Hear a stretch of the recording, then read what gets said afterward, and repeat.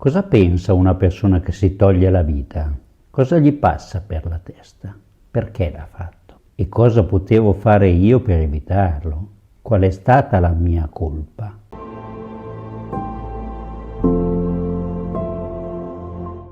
Queste sono le domande più frequenti che tutti ci facciamo quando capita un'esperienza di suicidio. Oggi tratterò questo argomento e cercherò di raccontare la mia esperienza intorno a questo dramma.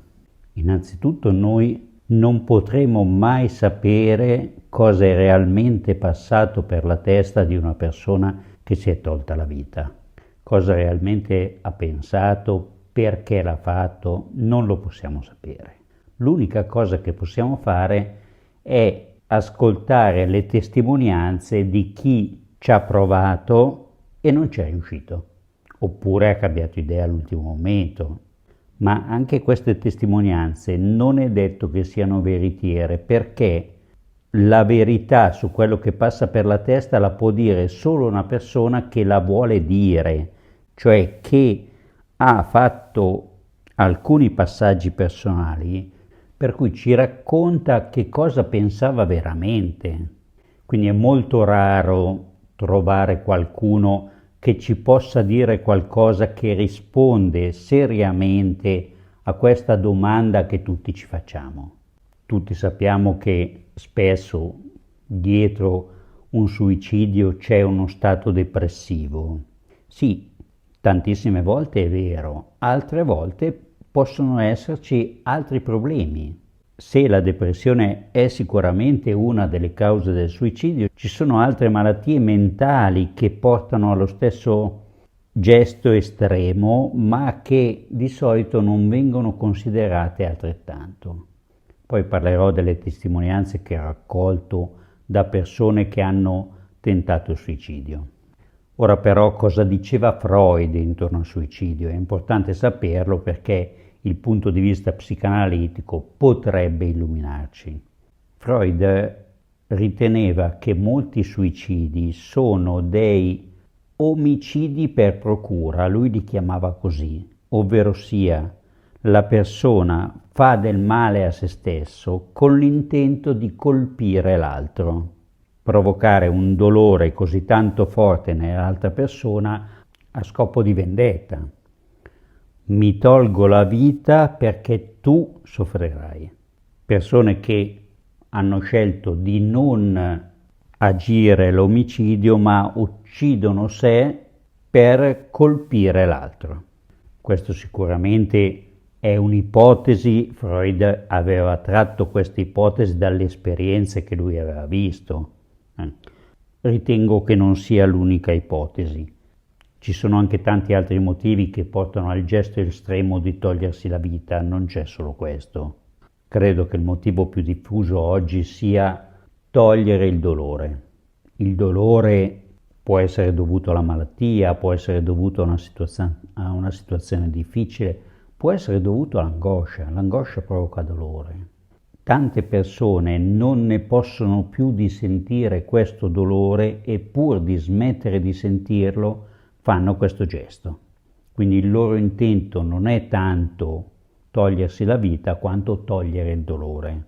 C'è anche la stanchezza di chi dopo tanti tentativi non trova la soluzione e quindi non ne può più.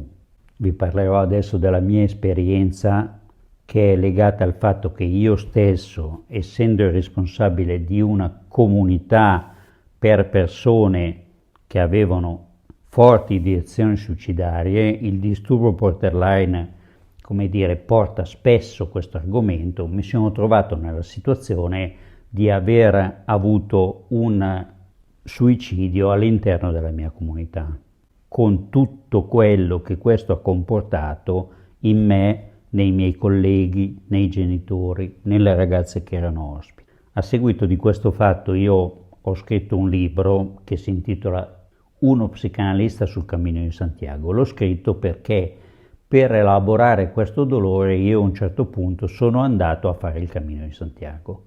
È la storia di questo pellegrinaggio, è la storia di una elaborazione del lutto e poi racconta la storia della comunità, di molte ragazze, di come invece tante altre sono guarite.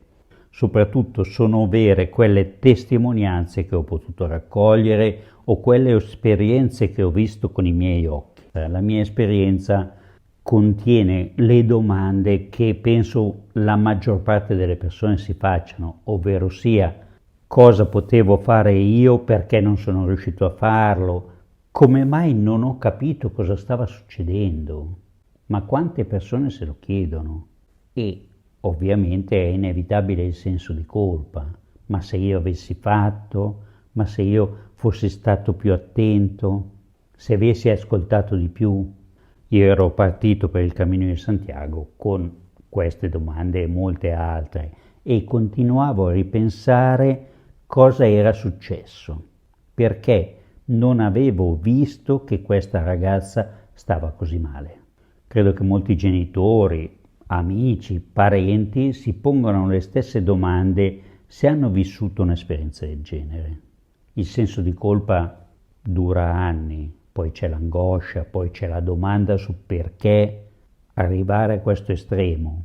Tra poco vi parlerò anche delle testimonianze che ho raccolto e che sono scritte all'interno del libro, ma adesso ancora una cosa sull'angoscia.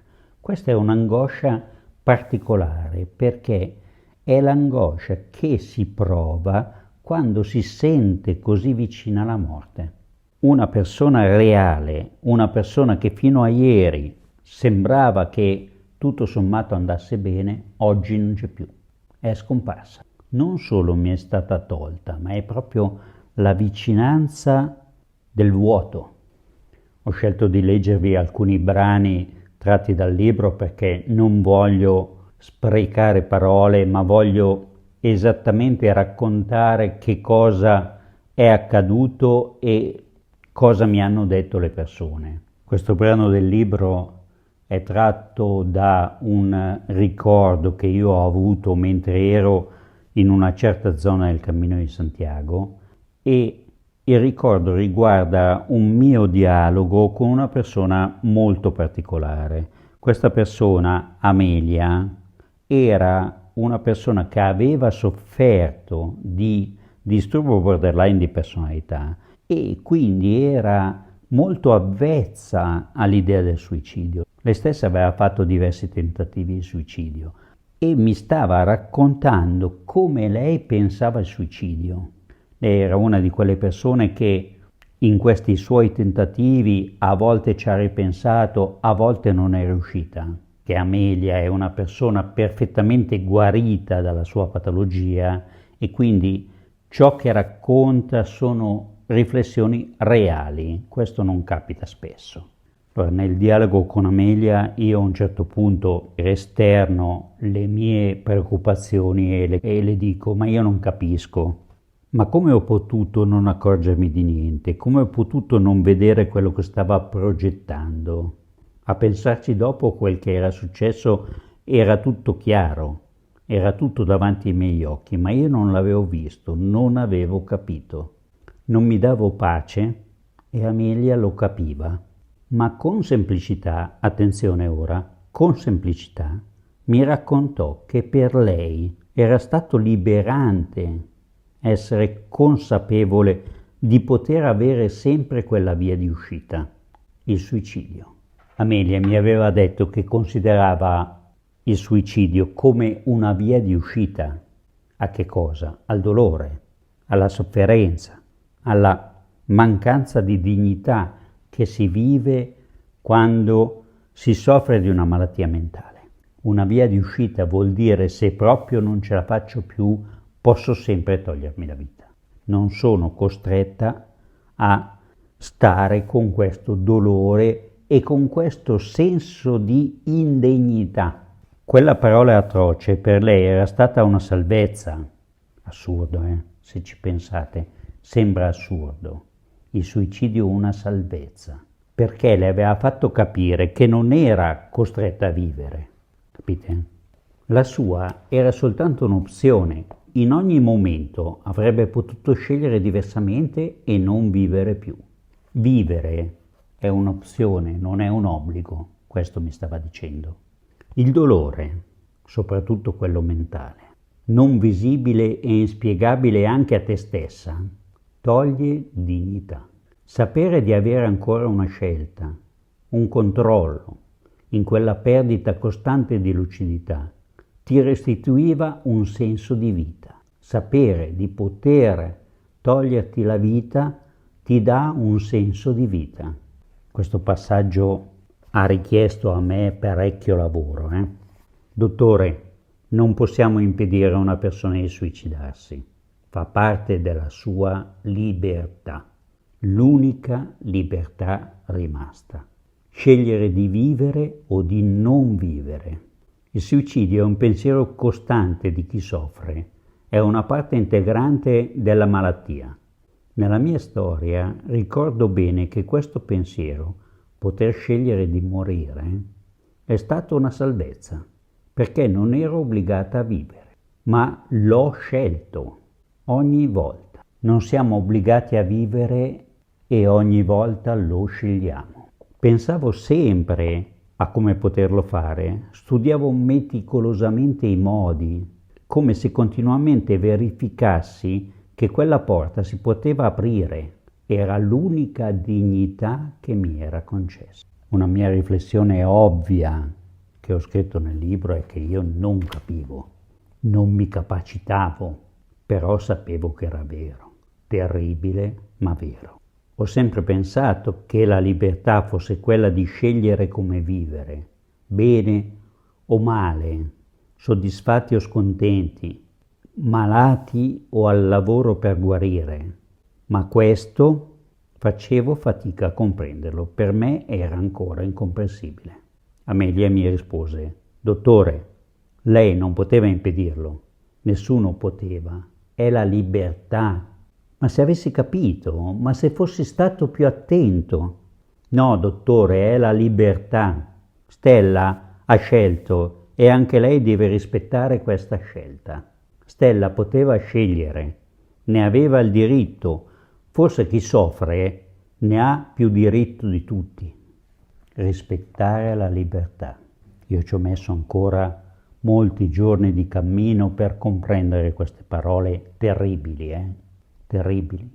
La libertà trattata così provoca un dolore e fa orrore fino a questo punto. Eppure ogni giorno facevo i conti con la libertà di dire di no, di rifiutare di curarsi. Ogni giorno dovevo abbassare il capo davanti alla libertà di non voler provare a curarsi, ma che in questo fosse compresa anche la scelta della morte non lo accettavo. Camminare, imparare, riconoscere i limiti di quello che posso fare, avere l'umiltà di accettare questa libertà e che non sono onnipotente, dirmi anche che a un certo punto mi devo fermare e lasciare all'altro la libertà di scegliere. Non lo capivo davvero. Ammettere di non essere onnipotenti, avere l'umiltà di accettare la libertà dell'altro. Questo è veramente difficile e poco comprensibile. È l'estrema umiltà. Dottore, se non accettiamo che questa ragazza ha scelto liberamente, le togliamo dignità. A me è successo. Quando ho tentato il suicidio, mi hanno sgridato. Mio padre mi ha detto che l'avevo deluso, che lo volevo uccidere. Capisce? Mi ha tolto la dignità di essere una persona libera di scegliere. Amelia mi stava veramente aiutando, ma dovevo ancora camminare per raccogliere quell'aiuto. Avevo già fatto un video sul suicidio, questo credo che sia il suo completamento. Trovate tutte queste cose nel mio libro Uno psicanalista sul cammino di Santiago. Se questo video ti è servito, ricordati di iscriverti. Nel frattempo, pensaci.